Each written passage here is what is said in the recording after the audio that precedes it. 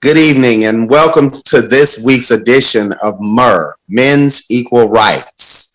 Today we have a very special guest we're excited to bring on. We're always extra excited when a lady comes on to the show who is actually dealing with the same situations that men deal with. And as we always state that this is not just a situation for men, parental alienation does happen to women as well. The lady we're about to bring on today, I'm excited to introduce, but before I do that, I'd like to bring on my panelists, the one and only Mr. John Rockmore. Good evening, Mr. Lionel. How are you, sir? Mr. Rockmore, how are you, sir? Blessed every day and in every way. Just experienced a birthday of a granddaughter haven't seen in a long time. Haven't seen her mother in even longer.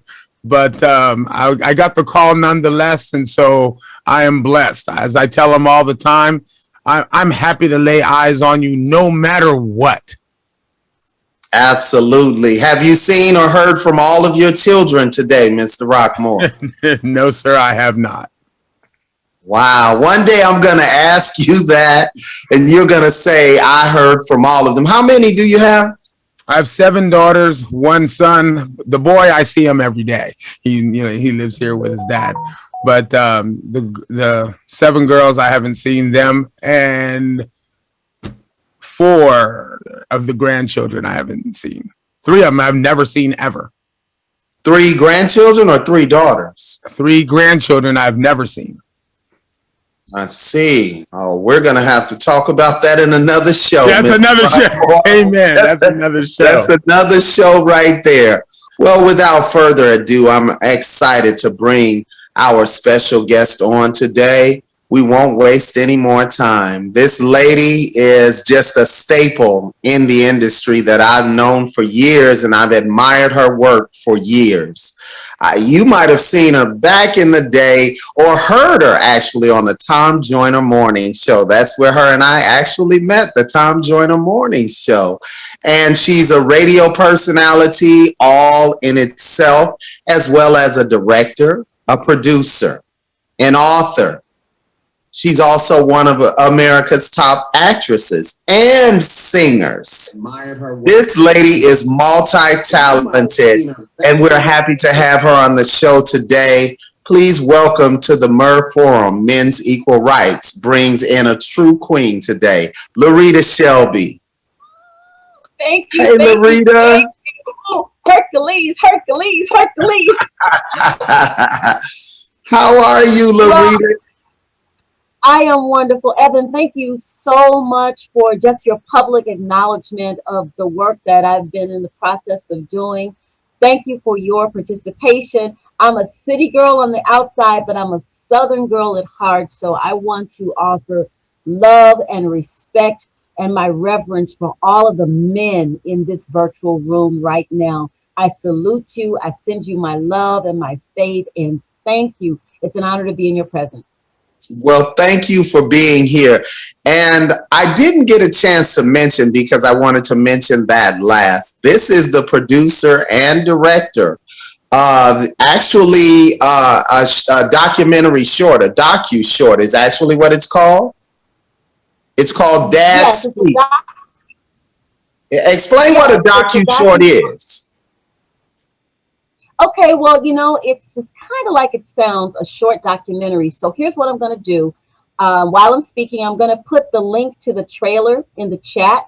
And then if the technical director of this session is able to share the trailer with the audience, then that will be wonderful. So yeah, it's a short documentary, and it came about as an offshoot of my own life story, which it was a 40-year journey of a father, a daughter, and their journey to reunite.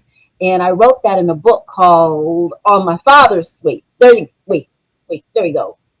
Over there. On my father's side. Over there.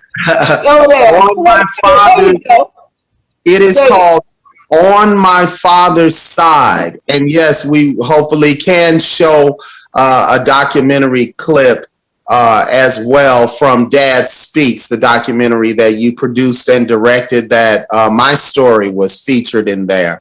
LaRita, today we're talking about what you talked about in your book, and I enjoyed reading it, by the way. So everyone out there, pick up the book, pick up the book On My Father's Side, and get the documentary. Well, the documentary is not available. Just the book is available. Tell them how they can get the book, LaRita. There's a couple of ways. So yeah, I want to give a little bit more of the backstory. The book is called On My Father's Side, a true and miraculous story of a father, a daughter, and their 40-year journey to reunite. From that story came the docu-short. But let me just kind of give a few more details, if you don't mind. Yes. I was one of many children who grew up. I remember seeing my daddy as a baby girl. I don't remember any disharmony in the time that he visited my mother. I was old enough to remember that he didn't live there, but I'm thinking up to maybe 4 or 5 years old, I remember daddy coming around. And then one day we moved and daddy was never spoken of. So I'm one of probably millions of children who grow up where he's not even a conversation. Now, the upside of that is that nothing bad was said about him, but the other side is that there was nothing. Whatever transpired between he and my mother, she took it to her grave. Now, I don't know if this is unique to my story, but in my case, with the absence of my biological father, brought the presence of so many other dynamic men in my life. And it was such a miracle to actually find my daddy 40 years later and find out how that happened. You got to read the book until the movie comes out. But during that time, I lived a rich and full life. During that time, there was nothing that I needed from a man in my life that I lacked. my uncles were not like my mama's boyfriend uncles. I'm talking about my mama's sister or my auntie's husband uncles. So we got to qualify the uncle. So the uncles were such great fatherly figures. My cousins were more like brothers. And then when I moved to Hollywood, I talk about this in the book. Young Black men in this industry stepped up to be my brothers, my teachers, my protectors. These days, we hear so much about Me Too, the hashtag Me Too, and people coming out with stories about how they were sodomized and disrespected. And that is just not my story. So the great part about that is, even though my daddy wasn't there, I didn't grow up with this bad, black, evil, black man stamp on my brain. I was very optimistic. So over time, the men on my mother's side of the family, as well as my mom and my aunts, they all died off. And then I became that little girl, even though I was a grown and accomplished woman. I remembered daddy. So I set out on a search to find him. I did find him. And at that time, I found out what happened between he and my mother. So that's a long version of the story. But the point of the story, more so, is just to tell my story as an example to somebody else. If you're a father and you know you have good and righteousness in your heart, as one of the men in our movie says, you may not be a perfect man. You may not have been perfect in your relationship, but you have a pure and profound love for your children. I say to you, have faith, because that child will search you out in time. And now they got ancestry.com. You can put your little DNA and a Q-tip, send it off. So I'll let you jump in with the question, but I wanted to give that backstory. That was the novel that is now going to be a movie. And as I was promoting the book, I had men who would lean in to me, and some famous men who I won't say who they are, and say, well, I never knew who my daddy was, or yeah, I got a daughter out there, and I haven't seen her in 7 years, or yeah, I got a child and I fell behind on child support, so I haven't been able to see her. So I started hearing all this pain that these men were communicating, and I was like, I gotta do something about this. So that's when in addition to writing the book, that's when I produced the movie Dad Speaks. So hopefully right now, can we share the trailer? Can the technical department share the screen and show the trailer? Yes, ma'am. Yes, ma'am. We surely can. It's become clear to me that fatherhood is one of the most important pieces. Start it again, because I hear it, but I don't see it on screen. Walk into family court, you'll hear a lot of fathers saying, Start from the beginning, please. I just want to see my. It's become clear to me that fatherhood is one of the most important pieces in the urban family. What happens to a man in family court? When you walk into family court, you'll hear a lot of fathers saying, I just want to see my kids. I just want to see my kids. I didn't know where my daddy was. I didn't know what happened to my daddy. I've had children disclose to me, I know my dad has other kids and he sees them all the time, but he never sees me. So I open my bedroom doors. Police are strategically placed in my home with guns telling me to walk down the stairs backwards. A lot of people think that it's always the man who is out in the game. Don't hate the man more than you love your children. Struggle forth, but struggle forth in love.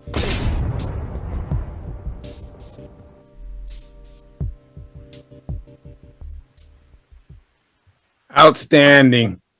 Yes. And actually, that particular documentary was featured in the Las Vegas Film Festival before the pandemic hit and shut everything down.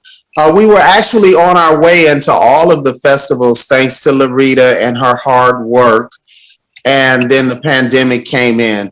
LaRita, today our show focuses on topics such as the effects of an absentee father in a girl's life.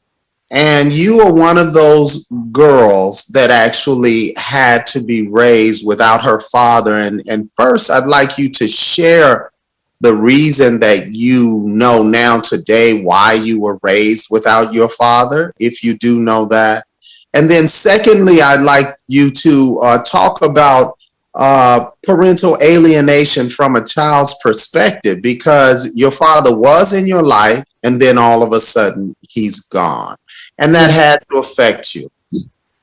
Yes, yes. So what I learned from this experience, and even in writing my book, is that if I'm writing the book and producing the movie, and what I want the world to know is that all absentee fathers are not created equal.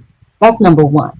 All absentee fathers are, generally lumped into one category, and that's not the case. You gotta do your best to seek out the truth of your story. In my case, if this is going to be a spoiler alert to the book, I won't give all the details, but in my case, my father had suffered, we'll call it a medical. There was some type of a medical crisis. And I believe to this day that my mother died believing that she was just abandoned with this child. Now, I'm not going to tell my real age, but I was truly proud to say I was born in the 60s. And in the 60s, and my grandfather was a preacher, a Baptist preacher. So you can imagine what she faced as a woman who had a child out of wedlock. Um, and then my mother could be somewhat of a recluse and a loner. So the bottom line is, in dad speak, we have a minister, we have a psychologist, we have forefathers who are brave enough to tell their story, to get to the heart of the matter. So that's what happened in my case. But whatever, the separation was so devastating that my mother did not talk about it. She didn't even tell her sisters what happened. So I never knew. So now, to answer your question about childhood alienation, yes, in the presence of these other great men, and may I add teachers and ministers, I did wonder, well, what mom? Actually, I didn't ask my mother for years, but I asked my auntie, well, what about my daddy? Oh, we don't talk about those things. And I finally asked my mother before she died, and she just said, oh, child, you just don't want to hear about that. And then nothing. So what I did learn, because I did not give up, from my father's family, I found out that I believe that my mother was the only woman that my father had ever loved. Because the medical crisis left my father somewhat mentally impaired, he told his family for 40 years, I have a daughter. And they said, man, you crazy. You just crazy. You just talking. They made fun of him. My daddy would see other children, in this absence, who would have been 8 when I was 8, or 12 when I was 12, or 14, and he would call them by my name, and his family said, "You're crazy. Stop claiming other people's children," until I turned up. And in my case, as Evan intimated, at one point I was on the radio in 150 United States markets and in 57 countries around the world on the Armed Forces Network, saying my name every time I'm on the air. I had family members who would hear my name and still not connect that this might be the LaRita that Uncle Calvin is talking about. I had family members that saw me in this movie, South Central. Yes, I was OG Bobby Johnson's girl. Saw my name on the screen, but still didn't say, Uncle Calvin said he had a daughter and her name was LaRita. So it's bittersweet. What I decided to do with the pain, instead of focusing on the pain, was to empower people. Number one, if you're the child that was abandoned, and you might have been told one story from mom and them and auntie and them, stay open-minded. Maybe Papa was a Rolling Stone. Maybe he was not the salt of the earth. But stay open-minded. If he has a heart for you, if he has a heart to atone, stay open-minded. If you're a father, and through Dad Speak, and I thank you, Evan, I had no idea the amount of pain that men were walking around with. And yes, before COVID, we had a mission. We want as many men's group to find out about this movie, find out about the book. Now, I'll let you jump in because I get passionate and I'll go on and on. But I did get a very unique perspective on parenthood as a result of writing the book. So Okay, well, in what you just said was actual parental alienation. They actually alienated you from your father. And in many cases, there are people across the country that the exact same thing is happening to. And they need to hear how you navigated that. Like when you were talking about you took that energy and you made it positive and you use it in a positive way by writing the book and creating the docu-short Dad Speaks. Uh, you said something that touched my heart, and that was you said the father's story is not always what one thinks, but most of the time people think it's negative and they think, oh, he's a deadbeat or oh, he's all of these things. And I've never been any of those things. And I haven't seen my children for 7 years. And I gave away a lot of their brand new toys that I had bought them thinking I would be able to see them. I gave those away today, actually just before I came on air, and made a bunch of kids happy that were less fortunate.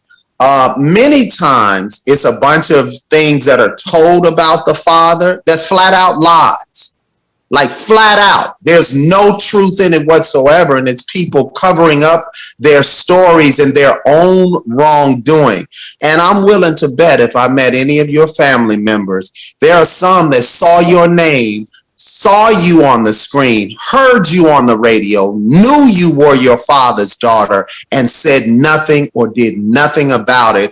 And to this day, it sounds like you don't really know why your mother's family alienated you from your father's family. It sounds like you don't know. Well, here's the deal. I want to put some correction there. My mother was a loner. She, kept to herself. I don't believe that they actually knew. So my alienation wasn't deliberate. It wasn't like a corporate effort on behalf of the family. They didn't know. They were mostly in Memphis, Tennessee, or Washington, D.C. I was conceived in Nashville, Tennessee. So just like you guys can live, anybody that's not in the place from which they were born, you can have lives. Everybody doesn't know who you're seeing on the weekend and what's going on. So it wasn't a concerted corporate effort. But here's what I believe. Like I believe that my mother felt into a functional depression. Um, my mother wasn't the type who would be abused because two people would have been hurt. That would have been my mother. But she internalized the pain and she never talked to me about it. And I don't believe she received any type of intervention for her to even go out and seek out what happened to this man. So I'm very careful. I want to share some of me, but it's to pour back into whoever is listening. And let me tell you what this book, there it is, this book also dives into another group of men that we don't hear enough about. Those uncles who step up, those stepfathers who step up, those men in the community to step up, to be a father, to be a leader, to be a mentor. We don't see enough of these men in these movies that are made, and my life was full of them. So what did get planted into me by my Uncle Bill, by my first godfather, was faith. And I did not know that faith would carry me through, would give me the gumption not to give up. And the divine wisdom poured something else in. Let me get to another point. As I was writing the conclusion of this book, and the overriding point, the overriding takeaway for children is to understand that A, not all absentee fathers are created equal. B, parenthood and fatherhood are two totally different things. And society has lumped them all into one. One thing that you never hear spoken about is we all come about from different situations. Some people are in a happy, healthy relationship. The children are planned, they are conceived, and these two people have committed from day one to be a part of this third person's life. There are some that were oops. Then some situations, you have situations where the man or the woman they weren't committed to each other, not from day one. They were getting their swerve on And now 9 months later, we're expecting a person who has never committed to anything or anyone. We're expecting a person who did not present himself as spiritually, mentally, emotionally available to you, let alone your child. Now you're creating a child who's going to be mad at this dude who never was that dude.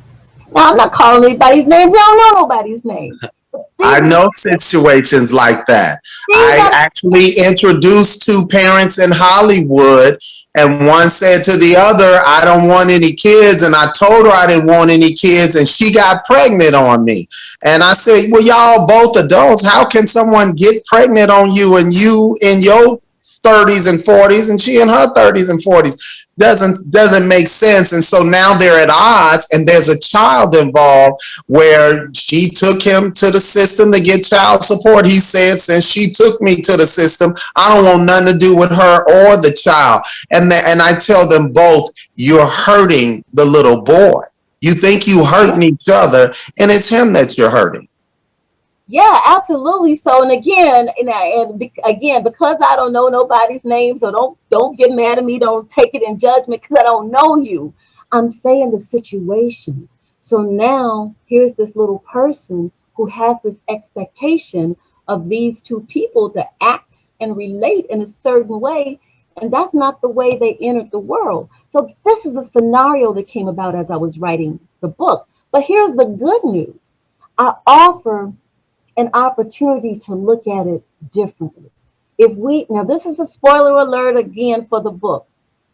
If we can look at our mother or father, not as these perfect beings who're supposed to always act a certain way, provide a certain way, if we can just look at them as a mode of transportation to the planet Earth. It got me from wherever I was before I landed on Earth. Now I'm at Earth. In some cases, some people get a twofer. They get parents and they get a mom and a father. Parenthood, that's a spirit. That's a job. That's an opportunity. So if I can just encourage young people just to look at these people differently, not as, and again, one thing that I put in my book as I was piecing this together, long before I met my dad, the spirit gave me another point of view. It says, I don't know where daddy is, but I really don't know the conditions under which my mama raised her skirt. And that's my mother, with the highest level of respect and love for her. We're here now. And another thing that I spoke about in when we were doing Dad Speak, I realized sometimes women, more often than men, use the children for ransom. Yeah. I'm not saying that anyone who truly needs and deserves for financial participation from both parties, that definitely should happen. But now, should I use this child for ransom? I'll use my personal story, which I never would have done, but I was divorced for 17 years and my ex-husband has now passed on. But there were times during the separation where it was very tenuous. And I had every opportunity to walk up to that judge and lay out this laundry list. I had friends whispering in my ear telling me what I should do and how I should file. And I told them I was not being physically harmed, neither was my son. Okay, this was just a parting of ways. And I said, I will not, unless my life or my son's life is in danger, I will not be a black woman who puts that black man before a judge. The judge wasn't there when we were dating. The judge wasn't there when we were getting busy. Well, I'm going to Yeah. put him in front of the judge now because the relationship is going that way. And I refuse. But I also got that from my family. This is just my story. We weren't a family. We weren't just dragging each other in and out of court. Children got provided for. And I said, it'll be a cold day in hell before I put that black man before a judge. But I took him to a higher court. I prayed about it. I says, Lord, you lay on his heart what he should do. He knows what he should do. You lay it on his heart. And as a result, my son got more than any judge could have ever mandated. But that's just me. I encourage moms who might be listening from this movie, Dad Speak. Evan, you were out of town, I think, when we did the premiere. I was. There was there was not a dry eye in the building from mothers and also fathers. The fathers we kind of expected. There were mothers who stood up with tears in their eyes and says, you know what? I need to rethink how I'm communicating to my child about their absent father.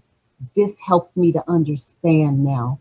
I've had a confession from someone who had seen the movie who says, you know what? I'm now going to go get some intervention so I can be a better man, a better person for my next relationship. So that's the skinny. Stop me because I go on and on and on.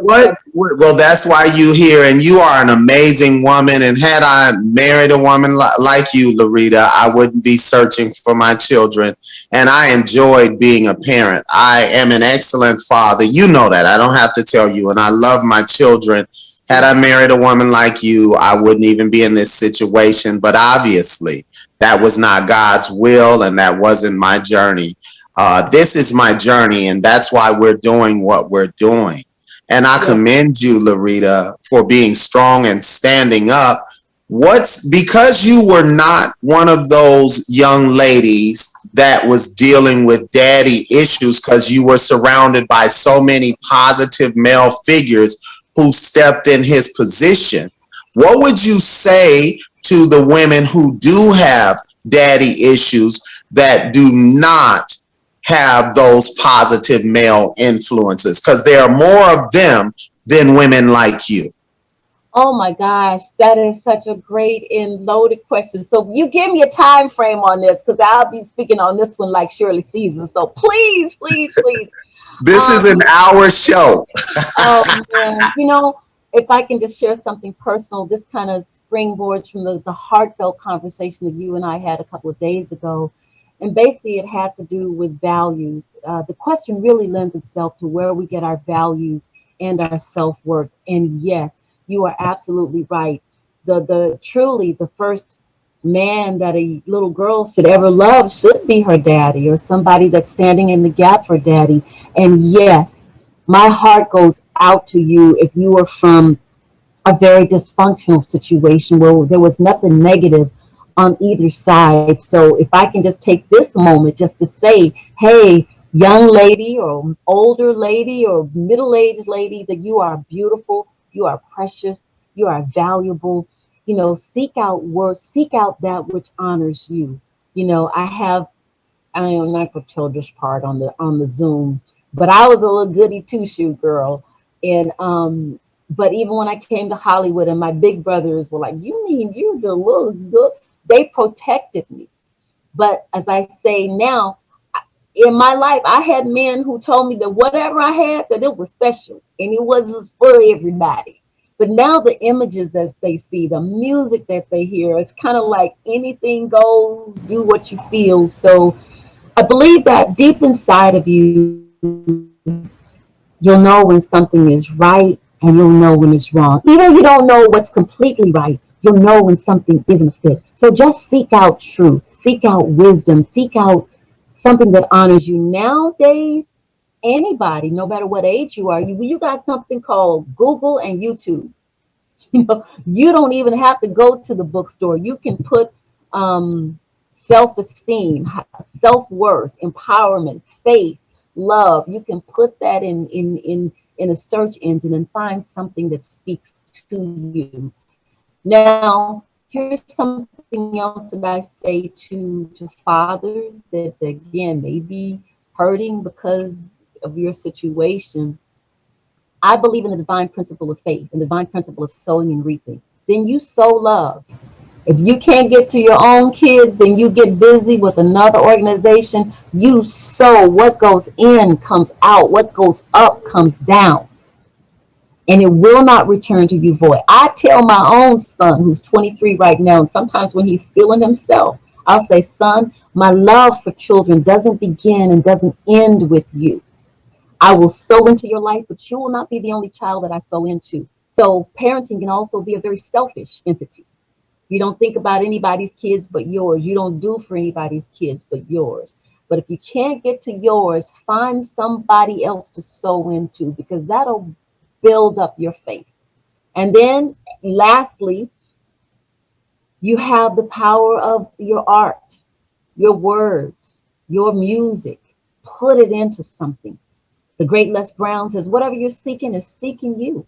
So I'm honored to be here with you all today, just to tell my story. And again, I found my father against all possible physical odds. Everybody that I thought could help me, that if they knew anything, they were already dead and gone, and I still found it. And get this, even if you don't find the person that you're looking for, there's still love somewhere in that lineage. Somewhere in that lineage. When I found my daddy, and he lived for about a year and a half after that, I wasn't looking for aunties and uncles and cousins. There were people who showed up to say, I love you, just because we were family. They didn't care nothing about what had happened between my mama and my daddy and them way back in the day. So don't get locked on how love can rewrite a victorious story for you. And for you men who are in a situation right now, you got to think about everybody here that was born in the 60s, maybe the 70s or before. Think about the music that we heard. It was about love. It was about respect. You know, I want to know your name. Hey, Yeah. girl, what's your name? It was about courtship. Now, fast forward. Think about the music that the 90s and I know I sound like an old lady right now, but whatever. In the 90s and the 2000s, think about music that skips past any level of love and honor and respect. You can go grab a 19-year-old or a 17-year-old or a 20-year-old who's about to get busy and replicate the system to say, hey, let me drop some wisdom on you.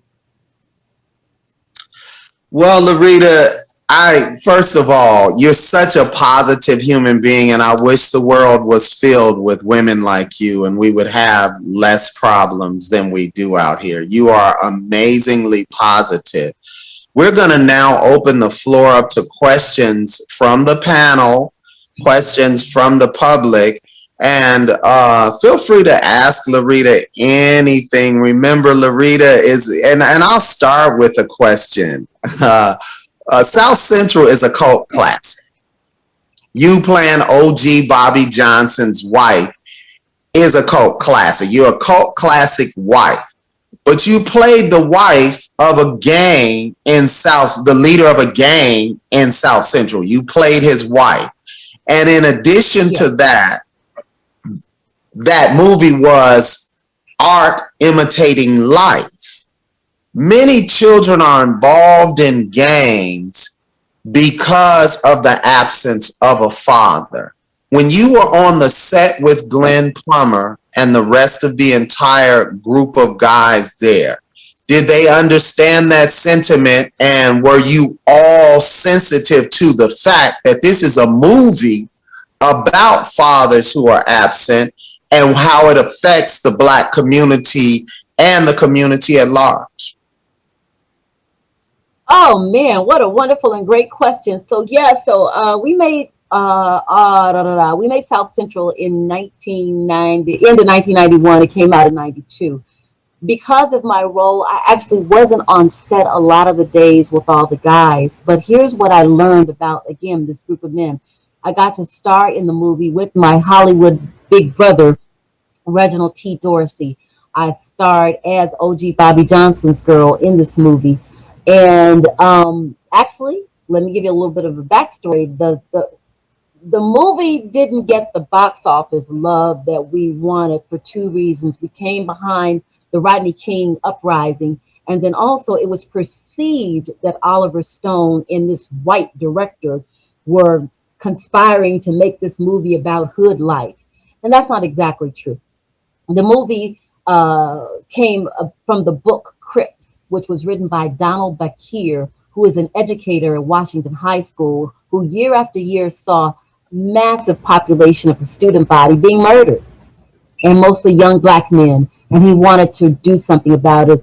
And it was because of Steve Anderson and Oliver Stone that they believed in Donald Bakir's story. That's how it got to the screen. Now, once we're on the movie set, it was because of the insight that Glenn Plummer, O.G. Bobby Johnson had, Byron Menz, Reginald T. Dorsey. It was what the truth that these black men brought to the role that says, you know, y'all wrote it like this, but we need to play it like this because we need to offer a solution. And yes, for many young men who were living in homes without a father, they clung to gang life. If you're Yeah. not familiar with the movie, that movie is also about fatherhood and mentorship. Because in the absence of O.G. Bobby Johnson's father, he met with the older and wiser man, played by Carl Lumbly, in prison, who schooled him. And he said, number one, get some faith. Number two, knowledge of self. Number three, emancipate yourself. Go back out into the community and save your own children. So that is why I said yes to that movie, because that movie that was in my life. I didn't know about that. And I didn't, as much as I wanted to be a successful actress, I didn't want to just take any role just for the sake of fame and fortune, especially if it was something that glorified the stereotypes and the ills without offering a solution. So that's Yeah. why I said yes. And it has stood the test of time. It absolutely has, and many people are watching it to this day. And it was about fatherhood and a man stepping up and coming into his own and becoming an actual good father and saving his son's life. With that said, Mr. Rockmore, I know you have many questions and questions coming from the panel and from the public. Go ahead, Mr. Rockmore.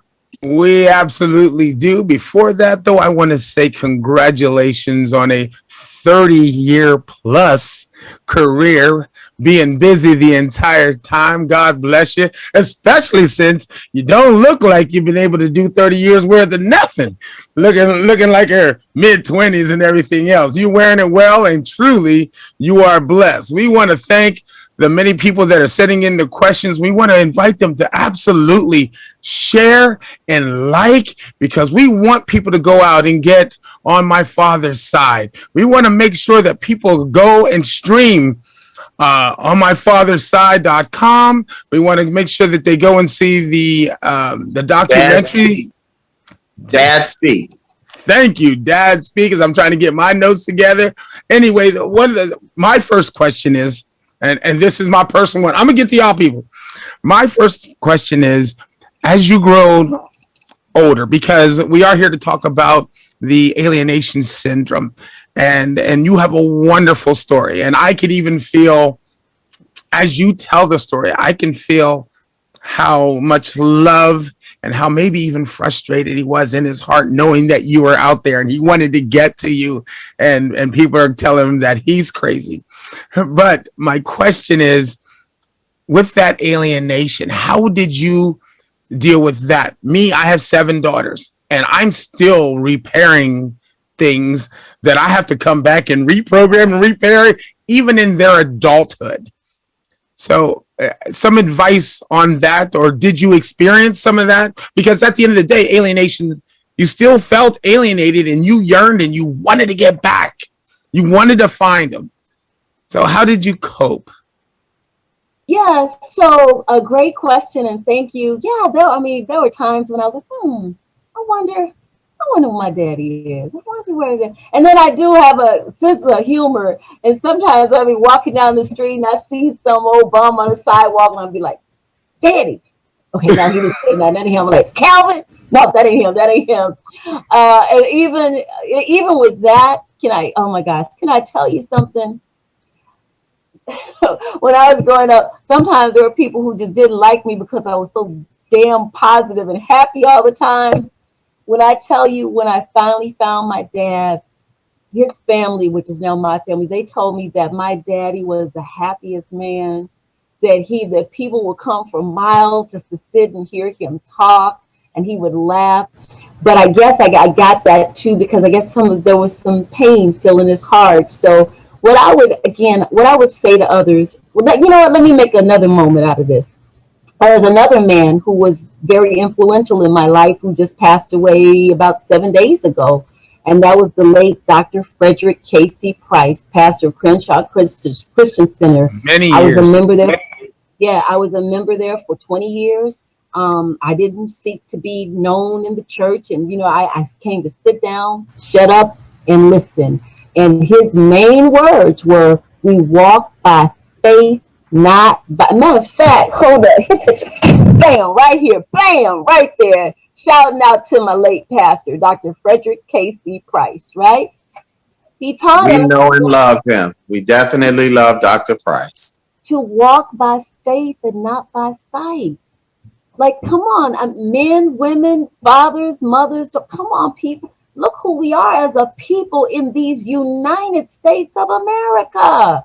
So are you saying you walked by faith that someday you would see your father again? Yeah, well, you just have to have faith. You have to have faith through the good days, the bad days, the in between. I just believed that I would find him. Now, because of my faith, I accepted that, you know what? It can go many ways. It could be like, we don't know. No, I don't know you. I don't want to know you, ma'am. Miss me with that. Bye. It could be, yeah, I know you, but we're good. Take care. Or I could have been loved and accepted. But because Amen. the men and women who were in my family, they lived by faith. I didn't see them carrying their pain around. They didn't imbue bitterness within me. I decided that I was going to be grateful for whatever I found. Now here's Amen. the truth. With Not that, all yeah. With that, I Not want to all make sure. fathers will acknowledge their children, even when the truth is, now we got DNA, we got, we got news popping up all the time. So if you're somebody who has been rejected, you found your truth and they've rejected you, then still, if nothing else, stand on your faith, stand on the faith of your ancestors, that you are still wonderful and special and powerful in the eyes of the Almighty. So you're saying, hold on for a second, John. I just want to be clear. You're saying some people find their father. Yes. And their father is not accepting of them. And you're encouraging them to keep the faith and keep walking with their head up. I want to share a bitterness that exists within me that you already know about, that you've been helping me through since this has been going on. The bitterness is women replace good fathers because they're angry that good father don't want to be with her. So they replace them. So when you say all these positive male figures and this, that, and the other, I'm just sharing from a male perspective. I'm a father. I'm a positive male figure. How dare they keep my kids out of my life? And it's going to be a problem if I see my kids and there's a man with them and they're calling him dad while the court and their mother has kept me out of their life. It's going to be a situation. And so I have to be honest about that. They have an excellent father right here, a father who loves them and who adores them and who wants to take care of their life and wants to take care of them and be in their life and wants to love them and protect them as a father should. And I've been kept away from them by the court and by actions presented by corrupt judges and attorneys and other people in the court, as well as their mother. And no, I'm never going to be silent about it. No, I'm never going to be happy about it until I look my children in their eyes and say, this is why your father hasn't been in your life. It ain't got nothing to do with me being as a father to you. Y'all know what I was to y'all. It's all these people that have stopped me. And so from that perspective, I want you to know you're encouraging people, but I want people out there to know too that there are good fathers. John Rockmore is a good father. I ain't seen his kids. The director of this show, good father, fighting in court to see his kids. The producers of this show, all of them back there are good fathers that have had to fight to see their kids because of what you said earlier when you said they use their children for ransom. And Oh, that's got to stop. It's got to yes. stop. No, my heart goes out to you all because I wrote my book and I wrote Dad Speak to honor my daddy. And let me keep it real with you. Anybody that's on Facebook right now after this, you can go to my page. You will see a picture of me when I met my daddy. And that picture's been up there. I have that picture on my Facebook page for one reason and one reason only. Every day that I go to that page, I get to say two words that I did not get to say all of my life, which is hi, daddy.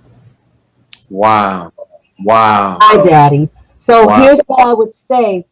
Now I'm the guest today, so I'm doing all this talking, but please know the short film Dad Speak, which is executive produced by Sandra Evers Manley. Dad Speak is now available. You can stream it on BHERC.TV, BHERC TV, which stands for the Black Hollywood Education and Resource Center. In the movie, I did this movie to give men an opportunity to speak up for themselves. I tell a snippet of my story, and these men did not compare notes. I turned on the camera, and what was forming was a consensus of how many good fathers have been criminalized in the family court system. So we want to encourage you. But I also, speaking truth, some of these situations do get to that point because of anger or what we call anger issues. And I'm learning, men are socialized to be rough and big and powerful and rough and fast. And, I'm watching more sports now and I'm like, y'all beat up on each other for sport. So I know relationships can be tenuous. So in that speak, you will hear the words, the advice of all of these four fathers. And actually, it came to the point where I was turning men away because I'm like, the movie is getting too long. I can't take anymore. But here's what you do. Because you are conjoined now, because you're unifying now, and you just have to still, Black men in America, you got to have faith. And that may sound all glory and mushy gushy. You got to look who we are. Look what we've survived already. So that's not Yeah. saying that you don't hurt. That's not saying that your heart doesn't bleed. But I am a living witness. 40 years later, when I walked into that room, and that old man who was old and gray, his daughter walked back into that room. And he was in a room. I got 32 first cousins and in 7 to 8 aunties. And one of me found all of them. They didn't find me. I found them by myself because I was born into a legacy of faith. My faith would not give up. Now, everybody's situation is different. We got generations of women who have definitely been hurt, misused and abused. Whatever they can use as a weapon to feel good about themselves is who they are. Some of y'all stepped into that. It was what it was before you stepped in. I don't know how you thought it was going to work out differently. Some of it was the house and the picket fence and you still ended up separated. But that's where the grace of the divine comes in. We just all here trying to figure it out. So what I've told, I'm going to give some secrets and I'll hurry up because the clock is ticking. What I'll say to you all, you don't have to, but I'm just saying, get you some candles and some pictures of your children, create an altar somewhere in your space and light that candle of faith. And you speak it till heaven and earth freezes over. I will not give up on you, my children. You may give up on me. You may hear things about me that is not true. I am going to be the man that the Father has endowed me to be to you. And just speak it. And if nothing else will keep you from hurting yourself, somebody else is just going all the way crazy. Okay? Speak positivity on a daily basis. Speak Mr. life Rockmore? to life. Yes. Mr. Rockmore, go ahead with your question. Okay, we're going to try to knock them out because, like you said, the clock was ticking. First, Paul Cook says that you are enlightening and enchanting. Thank you so much. Yeah. And then the one question is pretty good one. How would you tell a woman being scornful to the father to live and let go and co-parent for the children? Yeah, that's, that is, it's a process. It's a process. There's no easy solution to that. Many times anger is hurt masked, or metastasized, and it can be handed down generationally. But one of the fathers, Ruffin Patterson, says it better than I ever could. He says, "Love your children more than you hate their father." And last and not least, where does your love and positivity come from? Because we all feel it. You're just captivating. So where does that love and positivity come from? What is your All right. source? Oh my gosh. Well, I could say, you done with God? Yeah, you know me. So here's what I found, people. I said I was looking for daddy. I was just looking for daddy. And through that, I uncovered my family history on my father's side back to the 1700s. So when I went down to this little church in Mississippi for the first time, I'm there with my family. The preacher said, "Young lady, come outside, come outside." I'm like, "What?" He took and showed me the cornerstone of that church that was built in 1910, and he showed me the name of my great great grandfather, Grant Shelby. And then it all came full circle. If my great Amen. great grandfather had the audacity to have faith in anybody's God in 1910 in dot on the map, Mississippi, then I understood where mine came from. So that's all. We're standing on the shoulders of those who come Wow. before us. And I wrote a song about that. You're not here by yourself, okay? If you dig back into your legacy, somewhere along that line, there was a mother whose children were ripped from her arms through slavery. Somewhere in your lineage, there was a man who saw his sons sold off somewhere. That man had to go forward and keep going. That's how you got here. So it's more than what you see right now. So you have faith. Proverbs 18:21, speak life to your life. And how about this? Yes, I can encourage a woman who's full of, her heart is hard. You speak life to that situation.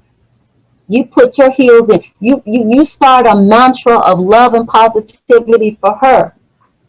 Hey lady, I'm speaking love in the universe to you. Hey lady, you just fight it. Fight it in the spirit in a different way. Because you got nothing to lose by doing it that way. Hmm. I accept that, but that's hard.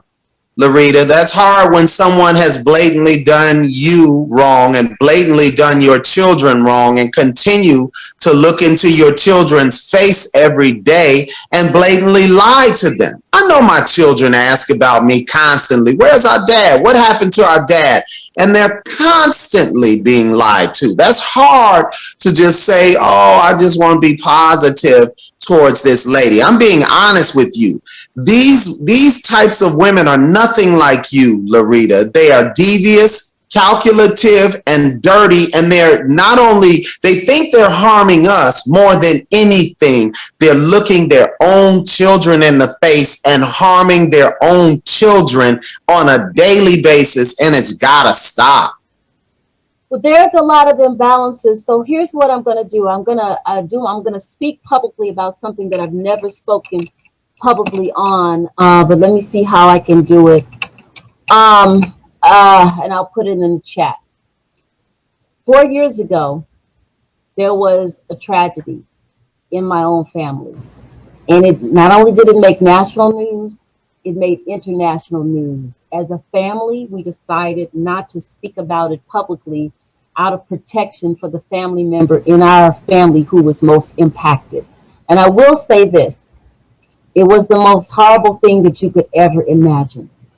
And on the most horrible day, the second most horrible day of his life, my cousin's life, he stood there in a church jam packed with news media spilling out onto the sidewalk. And he asked for forgiveness for this person who had done the most horrible thing that you could ever imagine. So I don't know, or I'm not trying to say that we're special, that we're better. That is not the point of this story. But the miraculous nature of grace and love and forgiveness in the face of it is what superseded on that day.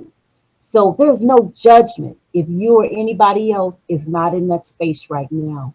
I can only use my story, and in time, when my family member is ready, I'm going to have him to be a part of this conversation to say that if he can forgive that, then where are we?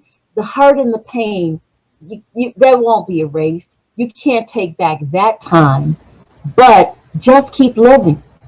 Just keep living. Okay, you may miss first, second, third, fourth, fifth grade. You may miss the senior prom. You may miss college graduation. But by faith, you may get to be the granddaddy to your children. By faith, some other situation could happen.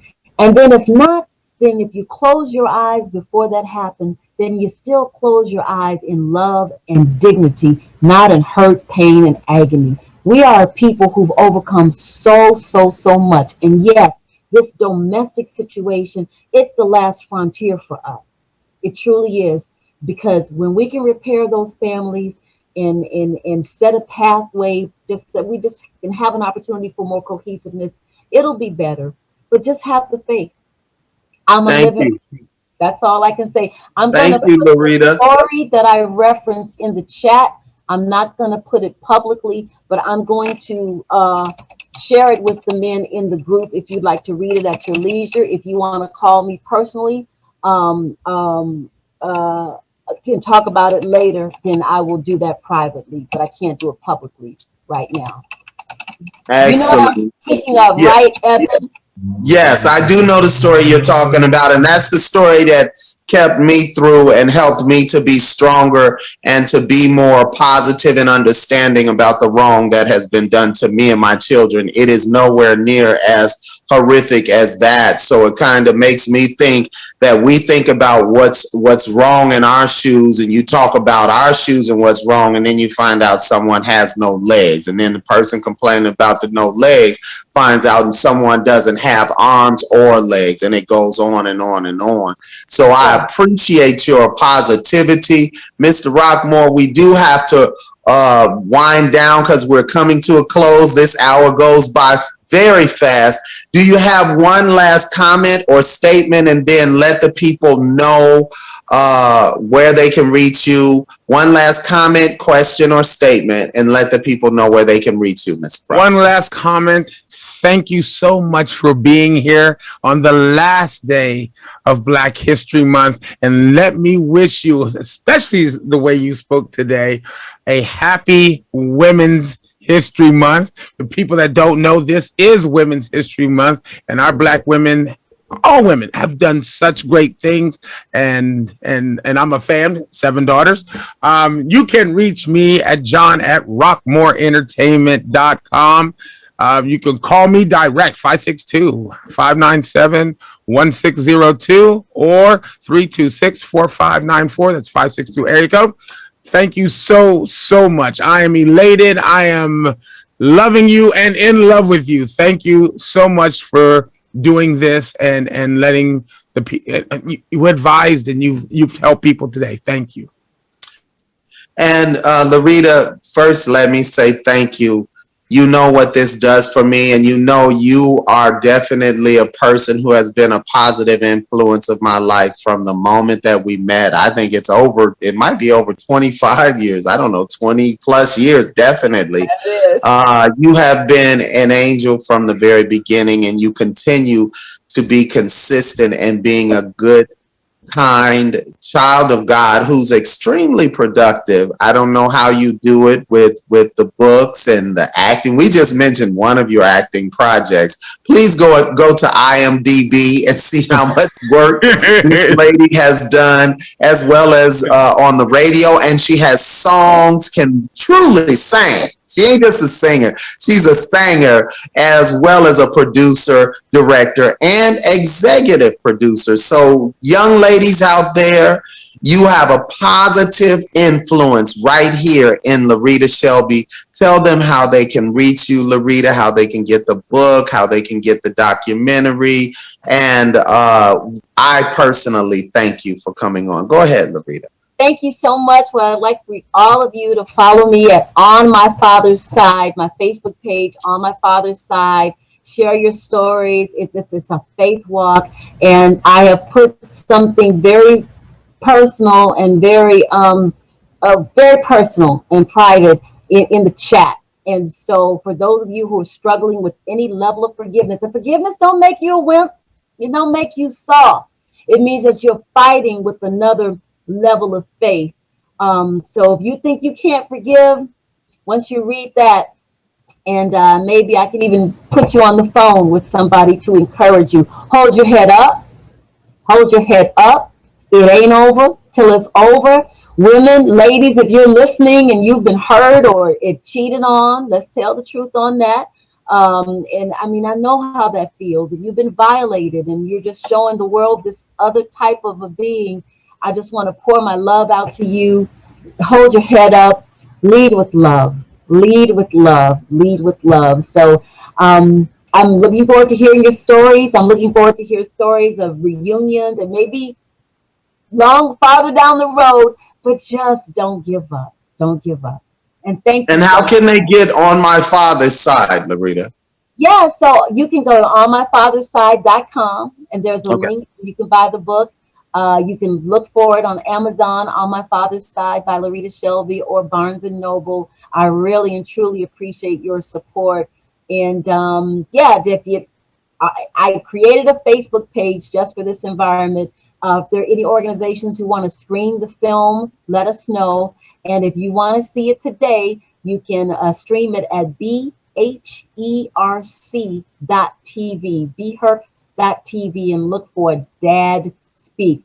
Thank you to Ruffin Patterson and Mark Winkler and Evan Lionel. Wait, is there a fourth? For telling your stories and On My Father's Side.